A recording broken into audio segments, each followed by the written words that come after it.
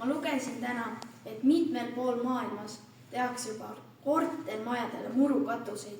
Kujutage ette, rohi kasvab lausa majade peal. Tõesti, siis saaks ju katusel jalgpalli mängida. Seda just päris mitte, aga puhukatused aitavad hoida linnu jahedamana, parandavad õhu kvaliteeti ning pakuvad lindudele ja putukatele elupaika. Linnas võiks ka rohkem puid ja põõsaid olla, mitte ainult asfalt ja autod. Ja õhk on puhtam. Aga rohelusest üks ei piisa. Me peame ka prügi korralikult sorteerima. Biojäätmed tuleb õigesti koguda, kui neid saab ju kompostiks või energiaks muuta. Vähendame prügilastesse jõudvaid jäätmete hulga ja hoiame loodust. Meie juba teeme seda asja. Mina viin alati banaanikoored biojäätmete kasti. Ja mina panen plastpudelid kollasesse prügikasti.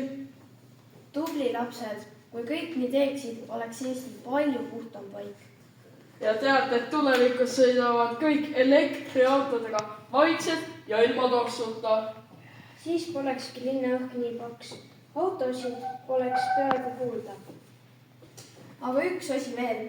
Me peame rohkem taaskasutama riideid, mööblit, mänguasju. Ära visata pole vaja, kui saab parandada või edasi anda. Jaa, ma võiksin oma vanad riided kellelegi kinkida. Või misserdada vanadest asjadest midagi uut. Väga hea mõte ja poest ei pea alati kõige uut ostma. Lisaks võiksid poed müüa vähem tervist kahjustavaid asju, eriti neid, mis pole lastele head. Siis oleks kõigil lihtsam tervislikult elada.